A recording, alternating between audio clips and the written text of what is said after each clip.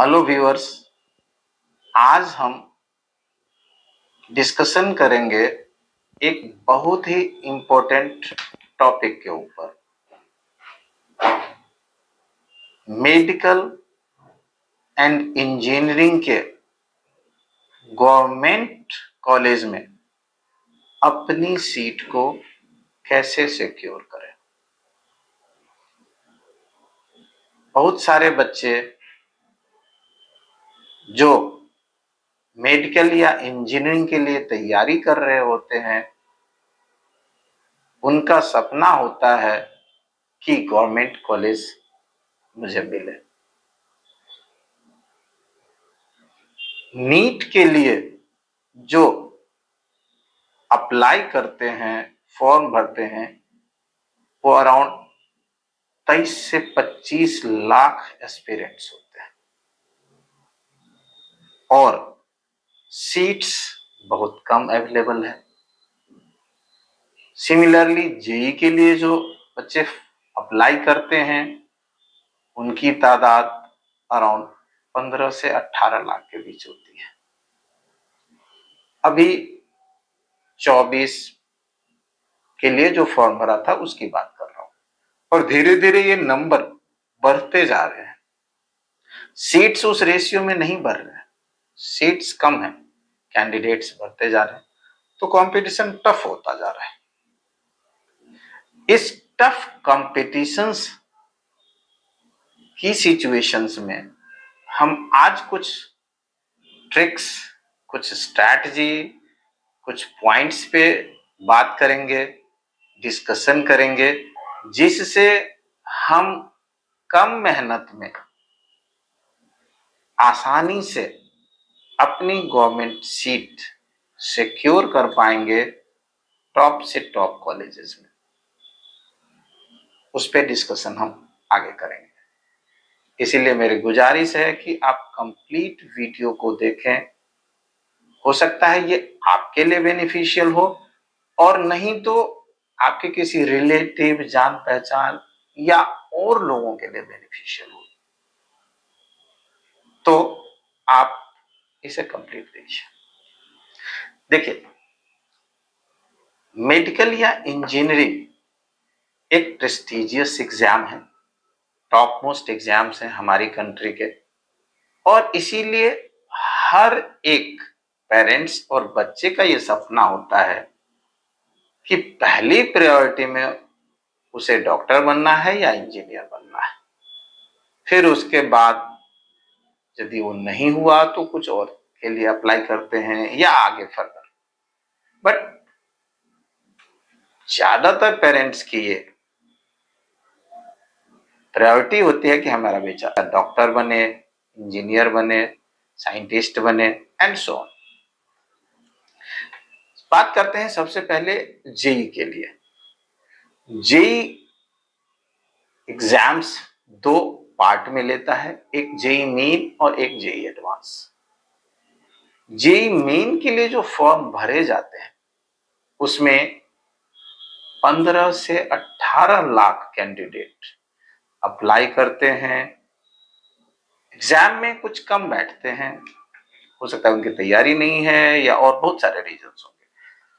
अब 15 से 18 लाख बच्चे फॉर्म भरते हैं और सीट्स की जो अवेलेबिलिटी है वो अराउंड 1 लाख के आसपास है। गवर्नमेंट कॉलेज की बात कर रहा हूँ, प्राइवेट में भी 1-1.5 लाख है, तो टोटल मिलाकर के 2.5 से 3 लाख के करीब सीट्स है। बट प्राइवेट की फीस ज्यादा है, तो लोग पहली प्रायोरिटी रखते हैं कि मुझे गवर्नमेंट कॉलेज से बीटेक करना है। और उसका एक और बेनिफिट होता है कि प्राइवेट कॉलेज से करने के बाद जो आपको जॉब मिलती है या प्लेसमेंट मिलता है, तो वो कम मिलता है। वो 3 लाख, 4 लाख, 5 लाख का पैकेज आपको मिलता है। और यदि आप किसी गवर्नमेंट कॉलेज से करते हैं तो कम से कम आपको 8 से 10 लाख का पैकेज तो मिनिमम मिलता ही मिलता है। आप छोटे भी कॉलेज से करते हो जिसका रेपुटेशन कम है, तब भी आपको 8 से 10 लाख का पैकेज मिलता है। लेकिन यदि आप रेपुटेड से करते हो, बड़े से करते हो, तो कम से कम 15, 17, 18 लाख का तो उस पर डिस्कस करते हैं कि ये गवर्नमेंट सीट हमें कैसे मिलेगी। देखिए,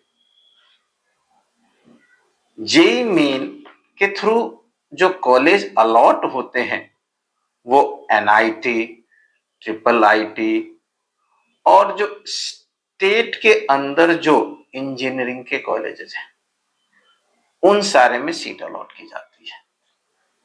कुछ प्राइवेट जो यूनिवर्सिटीज हैं या कॉलेजेस हैं वो भी जेई मेन के थ्रू सीट प्रोवाइड करती है। कुछ प्राइवेट कॉलेजेस एग्जाम्स लेते हैं, जैसे वीआईटी है, बिटसैट है और भी कुछ है जो एग्जाम्स लेते हैं और उसके थ्रू सीट अलॉट करते हैं। बट मोस्टली जो आज के डेज में एडमिशन होता है वो जेई मेन के थ्रू होता है। अब हमारे पास कुछ डाटा है, मैं आपको दिखाता हूं। ये देखिए, जेई मेन के थ्रू जो सीट्स अलॉट किए जाते हैं, ये 2 साल पहले का डाटा है, वो है 54,500 सीट्स जेई मेन के थ्रू और एडवांस के थ्रू 16,000 सीट्स है। अब इसमें पिछले 2 सालों में, इस 24 में और 23 में बहुत सारी सीट्स बढ़ गई हैं, तो ये 20-25 हजार के करीब बढ़ गए हैं सीट्स। इन सीट्स पे जो एडमिशन होता है, जेई मेन के थ्रू बात कर रहा हूं, जेई मेन के थ्रू जो इन सीट्स पे एडमिशन होता है उसमें 2 क्राइटेरिया के बेसिस पे एडमिशन है, एक ओपन कोटा और एक स्टेट कोटा। जो ओपन कोटा है वो 15% सीट्स के लिए है। मींस जो 15% टॉपर बच्चे हैं जिनके हाईएस्ट मार्क्स हैं या 15% तक टॉपर में है, उनको पूरी इंडिया में कहीं भी सीट मिल सकती है। मीन्स यदि यूपी के हैं तो उसे बिहार में मिल सकता है, उसे पंजाब में मिल सकता है, उसे महाराष्ट्र मिल सकता है, उसे वेस्ट बंगाल मिल सकता है और कहीं भी मिल सकता है। इसी तरह कोई बिहार से है तो उसे दिल्ली मिल सकता है, उसे पंजाब मिल सकता है, उसे हरियाणा मिल सकता है, कहीं भी मिल सकता है। इस 15% सीट पे कोई बंदिश नहीं होती, कोई रिस्ट्रिक्शन नहीं होती, ये टोटली मेरिट बेस्ड है। जो बढ़िया बच्चा है, मेरिट में बढ़िया आया है, टॉपर्स में आया है और ऊपर से लेके 15% तक के जो सीट्स हैं वो अलॉट हो जाते हैं उसको। बाकी जो 85% सीट्स हैं वो 85% सीट्स स्टेट कोटा के थ्रू अलॉट होते हैं। अब स्टेट कोटा के थ्रू अलॉट होने का क्या प्रोसीजर है? देखिए, स्टेट कोटा के जितने भी सीट्स हैं वो डोमिसाइल के थ्रू प्रोवाइड किए जाते हैं। डोमिसाइल क्या होता है? आप जिस स्टेट में रह रहे हैं उस स्टेट का आपको रेसिडेंशियल प्रूफ करना है।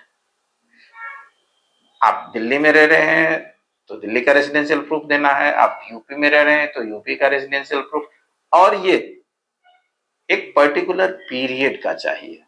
जैसे पहले ये 20 साल था, फिर 15 साल कर दिया, अभी 10 साल है और कुछ स्टेट में तो ये 6 से 8 साल है, बट एक जनरल हम वे में देखें तो ये 10 साल है। तो आपको 10 साल का रेसिडेंशियल प्रूफ देना पड़ेगा डोमिसाइल अवेल करने के लिए। अब आप यूपी से हैं, 10 साल से आप यूपी में रह रहे हैं, या आप वहां की प्रॉपर्टी शो करते हैं, आप वहां का वोटर आईडी शो करते हैं, आधार कार्ड शो करते हैं, मीन्स 10 साल का आप रेसिडेंशियल प्रूफ शो करते हैं तो आपको वहां का कोटा मिल जाएगा, आप वहां के डोमिसाइल माने जाएंगे। यदि आप वहां के डोमिसाइल माने जाएंगे तो बाकी पूरी इंडिया में आपको सीट्स कहीं नहीं मिलेगी, क्योंकि सारे स्टेट्स ने ये रूल अप्लाई कर दिया कि हम जो 85% सीट पे एडमिशन देंगे वो टोटली डोमिसाइल के बेसिस पे देंगे। अब यदि आप एक स्टेट का प्रूफ करोगे कि मैं 10 साल से वहां का निवासी हूं, तो दूसरे स्टेट का साइमल्टेनियसली कैसे प्रूफ करोगे? कहीं ना कहीं तो एक ही स्टेट का आप प्रूफ करोगे। तो ये कंडीशन आपको सीट प्रोवाइड करता है उसी स्टेट में। जितनी सीट्स हैं उसका 85% सीट उसी स्टेट के लोगों को मिलेगा। सपोज करें, एक एग्जांपल लेते हैं, यूपी में 2000 सीट्स हैं, तो 15% सीट 300 होता है। उस 300 सीट पर किसी का भी एडमिशन हो सकता है, यूपी वाले का भी हो सकता है और यूपी के बाहर के लोगों का भी हो सकता है। लेकिन जो 1700 सीट है उस पे सिर्फ और सिर्फ यूपी वाले का एडमिशन होना है और किसी भी कंडीशन में किसी बाहर वाले का एडमिशन नहीं होगा, चाहे वो सीट खाली ही रह जाए लेकिन बाहर वाले का एडमिशन नहीं होगा। तो इस रूल के अकॉर्डिंग दूसरे स्टेट वालों ने भी क्या किया कि अपने यहां डोमिसाइल लगा दिया। तो दूसरे स्टेट्स में भी यदि 85% सीट पे एडमिशन मिलता है तो उस स्टेट वाले को मिलेगा। अब ये रूल्स पूरी इंडिया के स्टेट्स पे लागू है एक्सेप्ट दिल्ली। दिल्ली में ये रूल नहीं लगता। मैं रिपीट कर रहा हूं, दिल्ली में ये डोमिसाइल का रूल नहीं लगता। फिर दिल्ली में क्या लगता है? दिल्ली में टोटली सीट्स जो 85% है वो जो बच्चा स्कूलिंग दिल्ली से कर लेगा 11th-12th उसे मिल जाएगा। सपोज करिए कोई यूपी का स्टूडेंट्स दिल्ली में आके पढ़ता है और दिल्ली से 11th-12th स्कूलिंग कर लेता है तो उसे दिल्ली का 85% सीट का कोटा मिल जाएगा। उसके लिए कोई डोमिसाइल रिक्वायर्ड नहीं है। फिर से रिपीट कर रहा हूं, दिल्ली के लिए कोई डोमिसाइल रिक्वायर्ड नहीं है और ये टोटली स्कूलिंग के बेसिस पे है। एक और बेनिफिट है आपको डोमिसाइल के बेसिस पर अपना जो स्टेट है वहां का भी कोटा मिलेगा। आप यूपी से हो, आप पंजाब से हो, आप झारखंड से हो, आप बिहार से हो, आप महाराष्ट्र से हो, आप वेस्ट बंगाल से हो, आपको अपने स्टेट का कोटा मिलेगा due to residential proof, due to domicile. Delhi से यदि आप एडमिशन करते हो, 11th-12th पढ़ते हो तो दिल्ली का कोटा आपको अवेल हो जाएगा। यदि कोई दिल्ली का स्टूडेंट जिसका रेसिडेंस दिल्ली में है और दिल्ली से नहीं पढ़ता है, जैसे कोटा से पढ़ता है, यूपी से पढ़ता है, कहीं से पढ़ता है, राजस्थान से पढ़ता है, तो उसे दिल्ली का कोटा नहीं मिलेगा। मेरा कोचिंग कोटा में भी है, दिल्ली में भी है और भी बहुत सारे जगहों पे है, 13-14 जगह पे है। तो हम कोटा में बहुत सारे पेरेंट्स से मिले जिनको ये पता ही नहीं था और उन्होंने अपने बच्चे का एडमिशन कोटा के स्कूल में करा दिया। उनका होम टाउन दिल्ली है, वो दिल्ली के हैं, बट एडमिशन उन्होंने कोटा में कराया। रीजन, वहां फीस कम लग रहा था, बच्चा वहीं कोचिंग कर रहा है, वहीं स्कूलिंग करेगा। तो उनको जब हमने ये समझाया कि ये रूल्स है तो उनके पैरों तले से जमीन खिसक गई। सोचिए, वो बच्चा किसी भी स्टेट का डोमिसाइल अवेल नहीं कर सकता और उसको सीट अलॉट होगा सिर्फ 15% का, जो टॉपर वाला सीट है जिस पे कोई रिस्ट्रिक्शन नहीं है, सिर्फ वही सीट अलॉट होगा। दिल्ली के अंदर चाहे सीट खाली रह जाएगा लेकिन उसे सीट नहीं मिलेगा। तो दिल्ली का रेसिडेंशियल होते हुए भी उसने अपने बच्चे को कहीं और से पढ़ाया और उसको दिल्ली का कोटा छिन गया। दूसरा कोई आदमी जो बाहर का था, दिल्ली में आकर के स्कूलिंग करा लिया अपने बच्चे को और उसको अपने स्टेट का भी मिल गया और दिल्ली का भी मिल गया। तो उन पेरेंट्स से हमने पूछा कि आपने ये गलती क्यों की? बोला हमें तो पता ही नहीं है ये चीजें, ये रूल्स। एक्चुअली ये रूल्स पता कैसे हो? क्योंकि ये रूल्स जब कोई बच्चा जाता है उस स्टेज पर और वहां पर जब डिमांड होता है तब पता चलता है। मैं पिछले 25 साल से पढ़ाता हूं बच्चों को और हजारों बच्चे सेलेक्टेड हुए हैं। जब वो काउंसलिंग में जाते हैं तब वो बताते हैं कि सर ये डॉक्यूमेंट्स हमें डिमांड होता है और इस प्रोसीजर से हमें सीट अलॉट हुआ। तो इसीलिए मैं आप लोगों को ये चीजें बता रहा हूं ताकि आप फिर से वो गलती ना करें और उसका नुकसान ना उठाएं। यदि आप अपने बच्चे को दिल्ली से 11th और 12th करा लेते हैं, स्कूलिंग की बात कर रहा हूं, तो उस केसेस में जेई मेन के थ्रू आपको 2 लाख से 2.5 लाख तक के रैंक में भी गवर्नमेंट कॉलेज अलॉट हो जाता है। 2 लाख से 2.5 लाख तक। और यदि आप दिल्ली से बाहर से कहीं कराते हैं, मान लीजिए यूपी से कराते हैं, बिहार से कराते हैं, राजस्थान से कराते हैं, तो आपको 30 से 35 हजार के रैंक में आनी पड़ेगी। यदि आपका रैंक 50,000 60,000 आया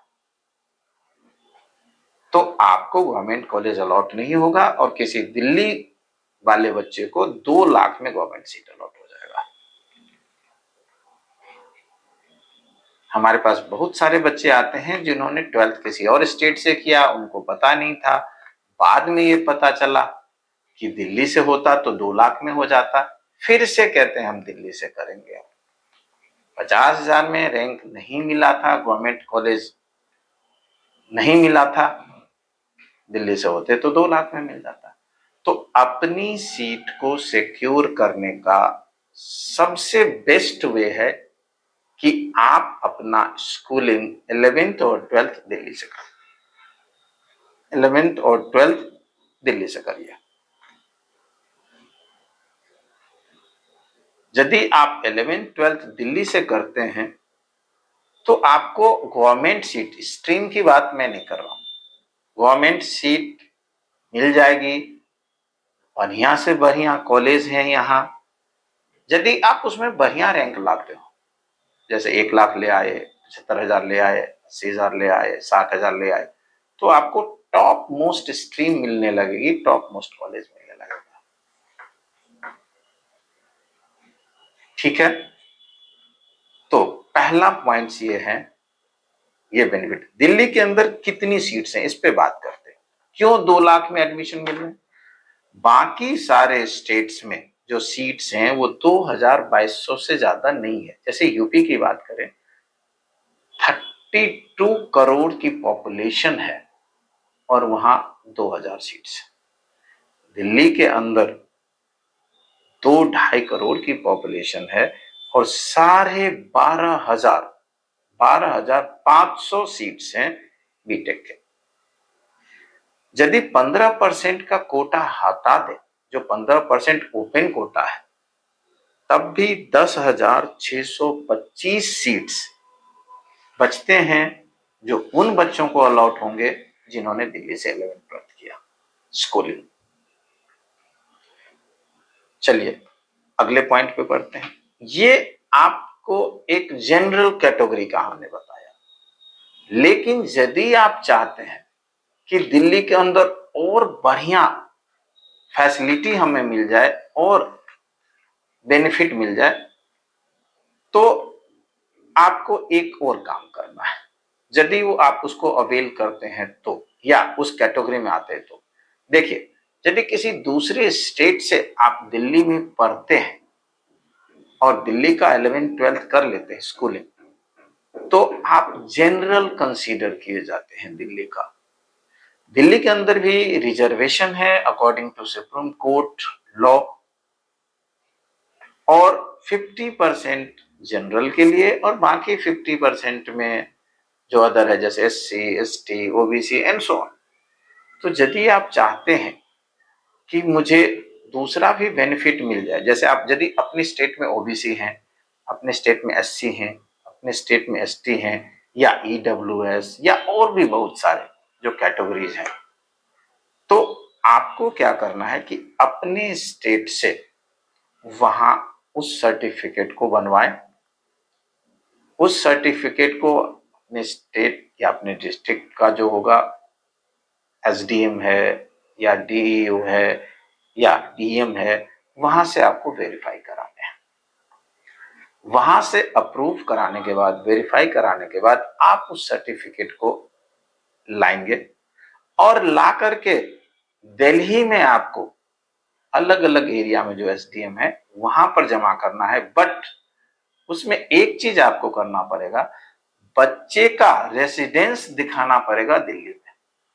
उसमें कोई जरूरी नहीं है कि आप 10 साल का पहले से हो या 10 दिन पहले का भी हो, 1 महीने का हो, 2 महीने का हो, 5 महीने का हो, रेसिडेंस प्रूफ सिर्फ शो करना पड़ेगा। तो आधार कार्ड में बच्चे का एड्रेस चेंज करा दीजिए। आपका अदर कहीं भी रेसिडेंस है दिल्ली के अंदर, आप अपना रेसिडेंशियल शो करिए, आधार कार्ड में चेंज कराइए और वो प्रूफ और आपका जो पीछे से सर्टिफिकेट बना हुआ है अपने होम स्टेट से, उसे लेकर के एसडीएम के पास एप्लीकेशन करिए, आपको सर्टिफिकेट मिल जाएगा। उससे आपको दिल्ली का एससी, एसटी, ओबीसी या अदर रिजर्वेशन के लिए भी एलिजिबिलिटी बन जाएगी। तो ये सोने पे सुहागा है। फिर आपको सपोज करिए यदि आप ओबीसी हैं तो आपको 3-3.5 लाख तक भी सीट्स मिल रही है, गवर्नमेंट सीट्स। यदि आप एससी एसटी में है तब तो 5 लाख 5.5 लाख तक में भी मिल जाएंगे, जो कि आपको अपने होम स्टेट में शायद नहीं मिलेगी। तो ये आप कर सकते हैं। और हाँ, ये नहीं कि आपको दिल्ली का कोटा मिल रहा है तो अपने स्टेट का नहीं मिलेगा, आपको दोनों जगह का मिलेगा, दिल्ली का भी मिलेगा और अपने होम स्टेट का भी मिलेगा। तो आप अपने होम स्टेट को भी अवेल कर सकते हो और दिल्ली को भी अवेल कर सकते हो। लेकिन कुछ स्टेट में आप ये नहीं कर सकते। इंडिया के अंदर 6 स्टेट्स ऐसे हैं जहां पर डोमिसाइल के साथ साथ स्कूलिंग भी कंडीशन है कि स्कूलिंग भी उसी स्टेट से होगा तभी आपको कोटा मिलेगा। जैसे महाराष्ट्र में आप यदि स्कूलिंग नहीं करते हो महाराष्ट्र से तो आपको महाराष्ट्र का कोटा नहीं मिलेगा। तमिलनाडु में यदि आप नहीं करते हो स्कूलिंग तो आपको तमिलनाडु का कोटा नहीं मिलेगा। रेसिडेंस तो कंपलसरी है कि रेसिडेंस तो होना ही है वहां का। तो ऐसे 6 स्टेट्स हैं जहां पर ये रूल एप्लीकेबल है, बाकी में एप्लीकेबल नहीं है। और दिल्ली एक सिंगल स्टेट ऐसा है जहां डोमिसाइल नहीं लगता। तो अपनी सीट सिक्योर करने के लिए जेई में मैं कहूंगा कि इससे बेहतर मेथड नहीं हो सकता कि आप 2 लाख, 2.5 लाख, 3 लाख के रैंक तक भी गवर्नमेंट कॉलेज में एडमिशन पा रहे हैं। और दिल्ली के कॉलेज टॉप मोस्ट कॉलेज में माने जाते हैं। यहाँ के जो एनएसयूटी, डीटीयू, ये जो यूनिवर्सिटी हैं इनके रैंकिंग 5, 6, 7 पे आते हैं। मतलब 4-5 आईआईटी को छोड़ दें तो वो आईआईटी से भी ज्यादा इसकी रैंकिंग है। यहां से करोड़, 1.25 करोड़, 1.5 करोड़ तक का भी पैकेज मिलता है और मिनिमम तो 12-13 लाख का पैकेज मिलता ही मिलता है। तो ये आपके लिए बहुत बड़ी अपॉर्चुनिटी है, आप इसको कैच कर सकते हैं। एडवांस पर आते हैं। जेई एडवांस के अंदर जितने सीट होता है उसमें कोई कोटा नहीं लगता, ना कोई ओपन कोटा, ना कोई स्टेट कोटा, ना ही कोई अदर कोटा।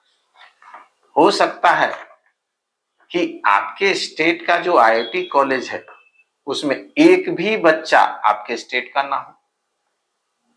एग्जाम्पल लेते हैं आईआईटी पटना बिहार, हो सकता है उसमें 100 सीट हैं तो 100 के 100 बाहर के लोग हों, एक भी बिहार का ना हो।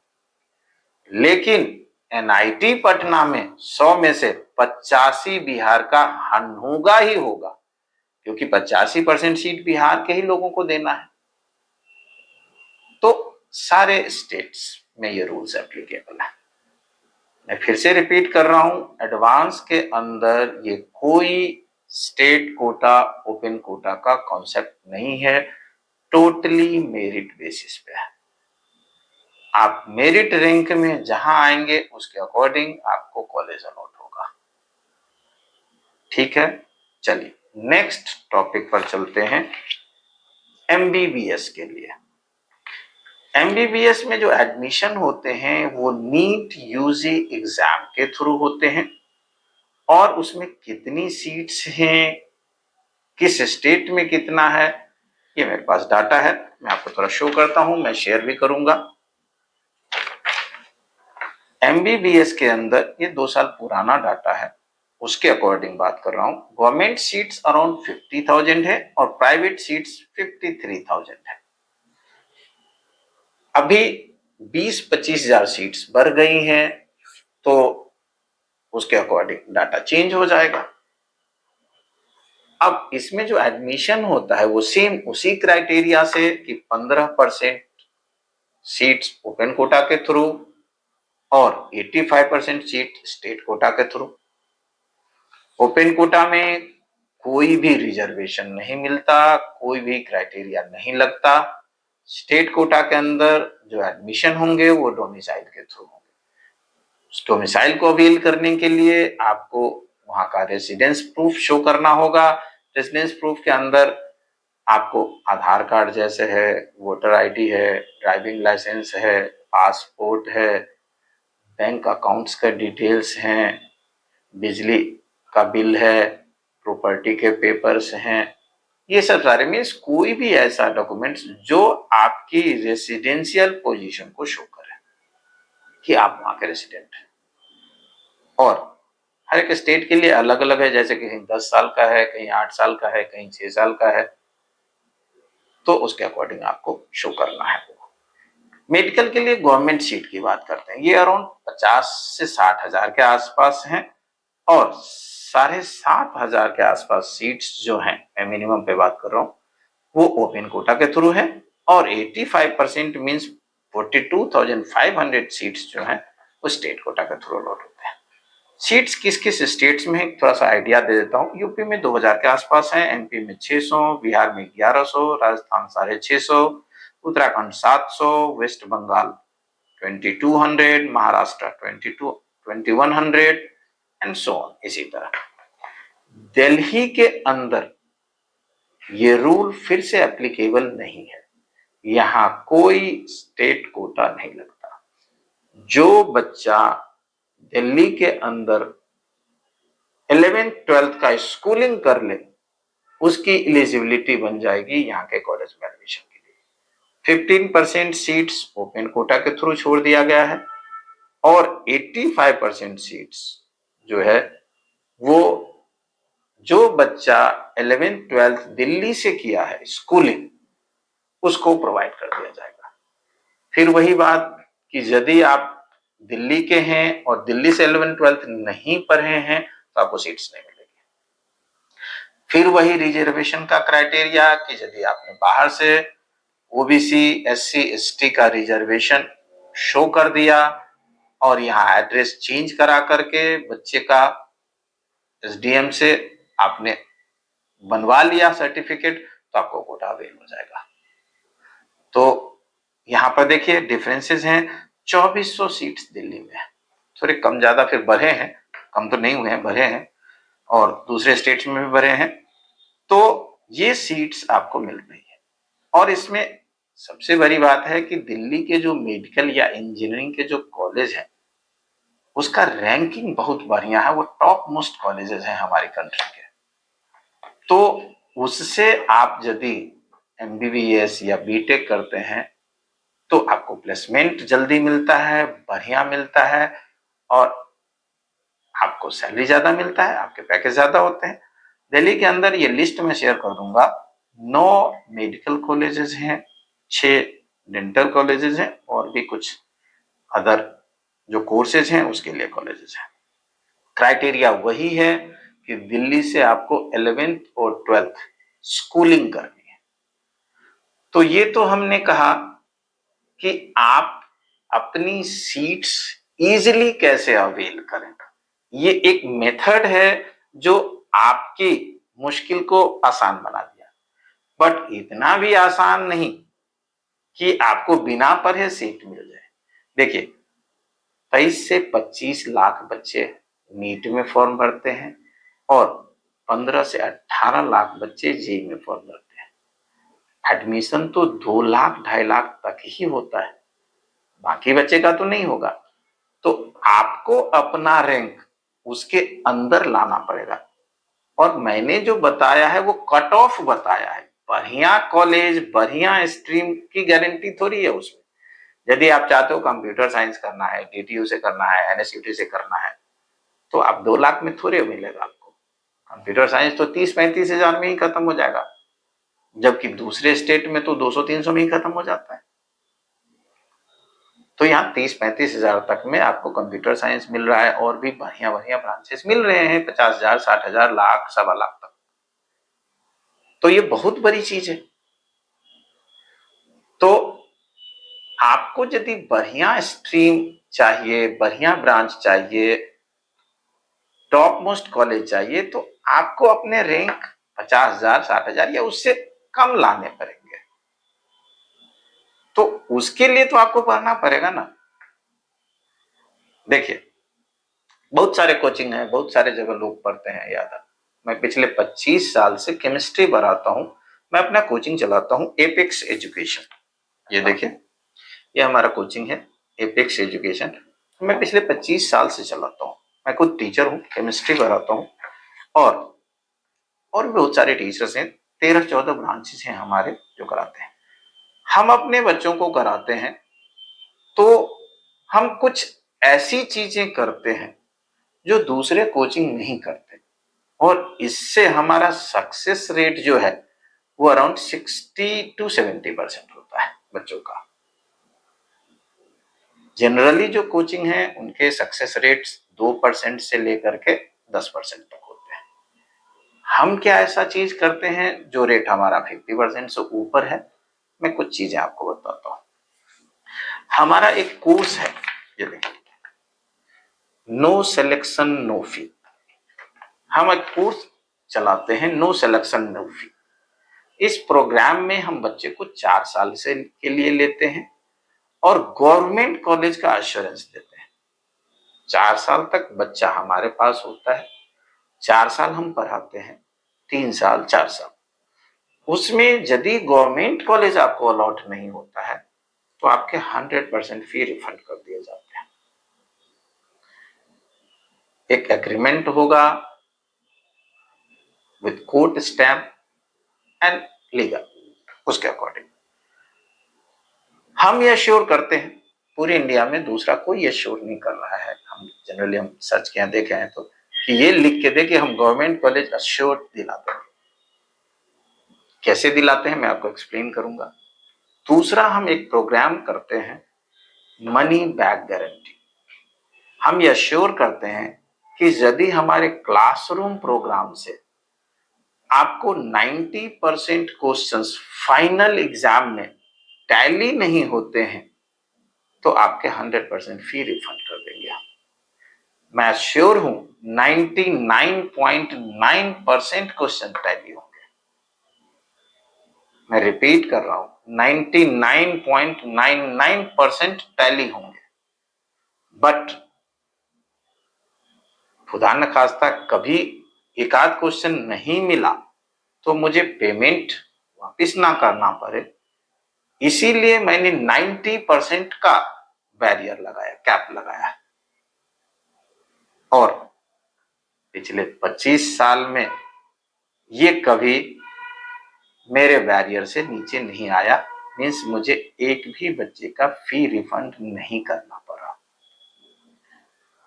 मैं ये 100% अश्योर करता हूं कि यदि मैं केमिस्ट्री करा रहा हूं और मेरे क्लासरूम की, ऑफलाइन की बात करूं, ऑनलाइन में रिजल्ट नहीं आता है, उसके बहुत सारे रीजन है। तो यदि क्लासरूम प्रोग्राम से आप हमारे से पढ़ते हैं तो यदि 90% से कम मार्क्स आता है, 90% से कम क्वेश्चन आपको एग्जाम में टैली होंगे, तो आपके पेमेंट हम रिफंड कर देंगे। अब एक एग्जांपल लेते हैं कि हमारा सीट कैसे सिक्योर होता है।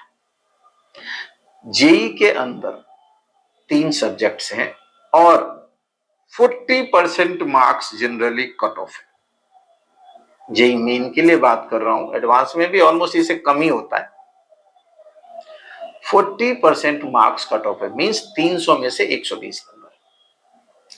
मैं केमिस्ट्री में यदि 100 में से 90 नंबर दिला देता हूं, 10% को हटा देते हैं, तो 90 मार्क्स यदि आ गए आपको केमिस्ट्री में, तो बाकी आपको सिर्फ 30 मार्क्स चाहिए 120 के लिए।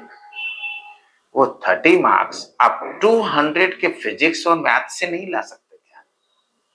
डेफिनेटली ले आएंगे। और यदि आपने बढ़िया किया थोड़ा, उसमें मान लो 30% नंबर ले आए मैथ्स में और फिजिक्स में, तो 60 नंबर हो गए।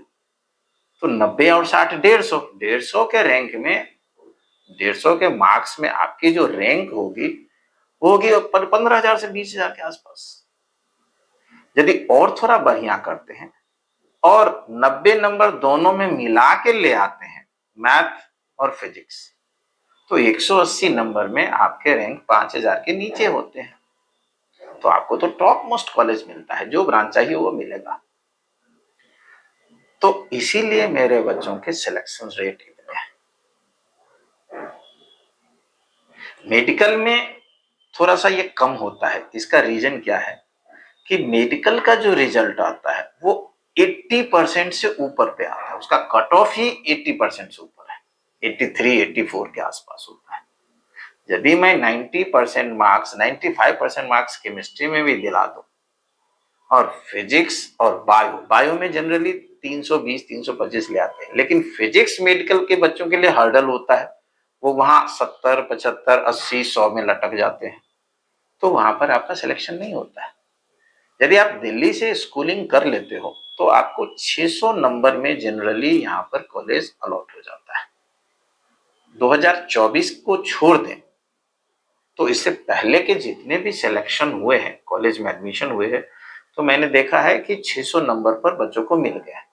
कोरोना से पहले तो 560 570 पे भी मेरे बच्चे गए हैं जो सिलेक्टेड हुए हैं, लेकिन कोरोना के बाद वो बढ़ता गया 80 90, अब 600 तक हम एक कट ऑफ मानते हैं कि वहां पर आपको सीट मिल जाता है। लेकिन जो बाहर के बच्चे हैं, जो दिल्ली से नहीं पढ़े हैं, 11 12 दिल्ली से नहीं है, उनको तो 690 पे भी दिल्ली में सीट नहीं मिलेगा। तो इसीलिए आपको इतना नंबर तो लाना ही पड़ेगा कि आप उतने के कट ऑफ में आ जाओ जो क्राइटेरिया मिनिमम है। जैसे मेडिकल में आपको 600 नंबर चाहिए दिल्ली में भी एडमिशन के लिए, तो 600 तो लाना ही पड़ेगा, और 600 लाना आसान काम तो है नहीं। उसके लिए आपको बढ़िया कोचिंग ढूंढने हैं, बढ़िया टीचर ढूंढने हैं, बढ़िया सिस्टम ढूंढना है, और जहां से, जिस टीचर से पढ़ाने से आपके क्वेश्चन बनने लगे, मॉक टेस्ट बनने लगे, आपको समझ आने लगे, वो टीचर बढ़िया है। देखिए होता क्या है कि टीचर को आता है, लेकिन टीचर आपको जो पढ़ाता है तो आपके लिए कितना बेनिफिशियल है, इस पे रिजल्ट डिपेंड करता है। देखिए आपका सक्सेस होना 3 फैक्टर पर डिपेंड करता है। पहला, आपके टीचर कैसे हैं। यदि टीचर डेडिकेटेड एंड कैपेबल है, मैं 2 वर्ड यूज कर रहा हूं, capable and dedicated. Capable means teacher को वो चीज आता है। यदि टीचर को ही नहीं आता तो वो कितना भी डेडिकेटेड हो, दिन रात पढ़ाए, रिजल्ट ही नहीं आना। तो टीचर कैपेबल होना चाहिए और साथ में डेडिकेटेड भी होना चाहिए। डेडिकेटेड मीन्स कि आपको जो टीचर पढ़ाए तो इतनी मेहनत करे, इतनी लगन से पढ़ाए, उनका ये मोटिव होना चाहिए कि मेरे बच्चे का रिजल्ट आए, सिलेक्शन हो। उसके लिए मेहनत करनी पड़ेगी, तो टीचर को भी मेहनत करनी पड़ेगी बच्चे के साथ। क्योंकि वो टीचर जो आपको डिलीवर करेंगे, जो पढ़ाएंगे, तभी अब आपका काम शुरू होता है। क्या पढ़ना है, क्या नहीं पढ़ना है, क्या गलतियां करते हैं, क्या मिस्टेक्स होंगी, क्या चीजें करना चाहिए, क्या नहीं करना चाहिए, आपको टीचर बताता है। तो आपकी सिलेक्शन का पहला जो कंडीशन है वो है टीचर आपको डेडिकेटेड मिलना चाहिए, कैपेबल मिलना चाहिए। दूसरा कंडीशन है जो बुक्स आप पढ़ रहे हैं वो बुक्स उस एग्जाम को क्वालिफाई करने के लिए पर्याप्त होनी चाहिए। बुक्स तो मार्केट में हजारों हैं, अब आप हजारों किताब थोड़ी पढ़ सकते। तो कम मेहनत में आप कौन सी ऐसी बुक्स हैं जिससे ज्यादा से ज्यादा क्वेश्चंस टैली कर सकते हो, ज्यादा से ज्यादा क्वेश्चंस बना सकते हो। तीसरी चीज जो होती है वो आपकी मेहनत, आपकी पढ़ाई, आपका टाइम मैनेजमेंट, आपका डिसिप्लिन और प्रैक्टिस। देखिए, टीचर का रोल 10% है, बुक्स का रोल 10% है, 5% पेरेंट्स का रोल है। आपकी फीस भरी जाए, आपको किताब प्रोवाइड कराई जाए, आपको बाकी सारी फैसिलिटी दिया जाए जिससे आप पढ़ सके डेडिकेटेड होकर। और 75% रोल स्टूडेंट्स का है सिलेक्शन में। उस 75% में से अगेन 80% जो रोल है वो प्रैक्टिस का है। मैंने अपने 25 साल के कैरियर में एक भी बच्चा ऐसा नहीं देखा जो बिना प्रैक्टिस के पास किया हो। यदि आप प्रैक्टिस नहीं करते तो आप कभी पास नहीं हो सकते। आपको पर डे 1 घंटा कम से कम प्रैक्टिस करना है। यदि आप ऐसा कर लेते हैं तो आपका सिलेक्शन कोई रोक नहीं सकता। आप 100% सेलेक्टेड होंगे।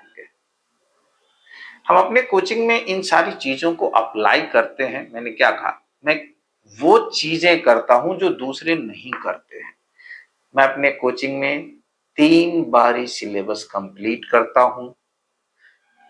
मैं अनलिमिटेड डाउट सेशन प्रोवाइड करता हूं। मैं per day DPP exams conduct कराता हूं। मैं फीडबैक सिस्टम हर वीक अप्लाई कराता हूं ताकि पता चले कि बच्चों को क्या चीजें समझ आई, क्या नहीं आई, क्या प्रॉब्लम्स हैं, और भी बहुत सारी चीजें। एग्जाम से सिर्फ 10 दिन पहले हम आपको फ्री करते हैं। एग्जाम से 10 दिन पहले तक हम आपकी क्लास कराते हैं, दोबारा रिवाइज कराते हैं, तिबारा रिवाइज कराते हैं। देखिए, फर्स्ट बारी यदि हम पढ़ाते हैं तो 50 से 60% समझ आता है बच्चों को और उतना गेन करते हैं। पेरेंट्स भी यदि क्लास में बैठे तो फर्स्ट टाइम में यदि कोई चीज समझा रहे हैं तो 50 से 60% समझेंगे। जब दोबारा हम उसी चीज को पढ़ाते हैं कुछ इंटरवल जैसे कंप्लीट होने के बाद, ये नहीं कि तुरंत तुरंत, जैसे पहला सिलेबस हमने 5 महीने में 6 महीने में खत्म कर दिया तो दूसरी बार जब पढ़ाएंगे तो वो 2 महीने में 2.5 महीने में सिलेबस खत्म हो जाएगा और तीसरी बार तो 1 महीने में ही हो जाएगा। तो जब दोबारा कराते हैं तो 85% समझ आता है और जब फिर उस सिलेबस को दोबारा पढ़ा रहे होते हैं तो 90 to 95% या इससे ऊपर समझ आता है बच्चे को। बट 3 बारी पढ़ाने के लिए मुझे टाइम तो ज्यादा चाहिए ना। और सपोज करिए मैंने दिसंबर में बच्चे को कोर्स खत्म करके फ्री कर दिया, जो सारे कोचिंग करते हैं, तो दिसंबर के बाद जनवरी, फरवरी, मार्च, अप्रैल, मई में पेपर होता है नीट का। तो वो जो 4 महीना है उसमें बहुत सारा बच्चा दूसरी एक्टिविटी में इन्वॉल्व हो जाता है, या उसको प्रॉपर गाइडेंस नहीं मिलता है, या उसके डाउट डिस्कशन नहीं आते हैं, या और भी बहुत सारी चीजें, तो वो तो भूल जाता है सारा। फिर तो रिजल्ट जो आने वाला भी था वो भी नहीं आएगा। तो इसीलिए हम आपके सारे एग्जाम में साथ होते हैं। जैसे आप बोर्ड के एग्जाम्स दे हो रहे होते हैं उस समय भी हम आपके साथ क्लास कर रहे होते हैं, आपको समझा रहे होते हैं कैसे लिखना है, किस तरह पढ़ना है। उसके बाद भी फिर हम आपकी गलतियों को ठीक कर रहे होते हैं, आपको समझा रहे होते हैं, आपकी गलतियों को खत्म करके, कम करके इम्प्रूव कर रहे होते हैं, तो आपका सक्सेस रेट बहुत ज्यादा हो जाता है। इससे इजीली आप उस बैरियर को क्रॉस कर जाते हैं। तो आज हमने कुछ डिस्कशन किए हैं जिससे आप अपनी सीट को सिक्योर कर सकते हैं कम मेहनत में और कम टाइम लगा करके। मेरे बहुत सारे बच्चे हम देखते हैं फर्स्ट अटेम्प्ट में ही जैसे 29 रैंक लाया है, एम्स में सिलेक्टेड हुआ है, 11th रैंक जेई एडवांस में था, और भी बहुत सारे बच्चे फर्स्ट अटेम्प्ट में। तो यदि आप पहले से प्लान बना करके करते हैं तो आप डेफिनेटली उसको पास कर जाएंगे। देखिए, कंपटीशन बहुत पढ़ने का नाम नहीं है, ये एक स्ट्रैटेजी है, स्मार्ट स्टडी है। कंपटीशन स्पीड और एक्यूरेसी का खेल है। आपको आना है कॉन्सेप्ट और टाइम कम लगना है, स्पीड भी होनी चाहिए, एक्यूरेसी भी होनी चाहिए। तो स्पीड और एक्यूरेसी के लिए क्या है कि आपको जो टीचर पढ़ा रहा है वो सही पढ़ाए, आपको इंफॉर्मेशन दे, और एक्यूरेसी की आप प्रैक्टिस करोगे, एक्यूरेसी तो आएगी कि आपकी नॉलेज कितनी है उससे, स्पीड आपकी बढ़ेगी प्रैक्टिस से। तो कंपलसरी है वो, यदि आप प्रैक्टिस नहीं करोगे तो आपके रिजल्ट नहीं आएंगे। मैं फिर से दोबारा कह रहा हूं, प्रैक्टिस नहीं करोगे तो रिजल्ट कभी नहीं आएगा। हर दिन आपको प्रैक्टिस करना है, ठीक है। आज हम अपने वीडियो को यहीं अब खत्म करते हैं। यदि कुछ और इंफॉर्मेशन आपको चाहिए, कोई और क्वेरीज रह गई हैं, कुछ क्वेश्चंस आपके बच गए हैं जो चाहते हैं कि मुझे उसका आंसर मिले, तो आप मुझे फोन कर सकते हैं। नीचे दिए गए जो नंबर हैं उस पे आप मुझे फोन कर सकते हैं, व्हाट्सएप कर सकते हैं, मेल कर सकते हैं, और भी मीडियम से मुझसे मिल सकते हैं ऑफिस में आकर के। मुझे नीचे दिए गए नंबर पे फोन कर सकते हैं, व्हाट्सएप कर सकते हैं, हम आपको जरूर उसका आंसर अवेलेबल कराएंगे। बेनिफिशियल होगा, इंफॉर्मेशन मिल जाए तो आप मेरे चैनल को सब्सक्राइब कर लीजिए, जिससे यदि कोई नया वीडियो आता है किसी और नए टॉपिक के ऊपर तो आपको वो जल्दी से जल्दी मिल जाएगा। और यदि आप चाहे लाइक करना तो लाइक भी कर सकते हैं। मिलते हैं फिर किसी नए वीडियो में किसी नई टॉपिक के साथ। Thank you for watching. जय हिंद।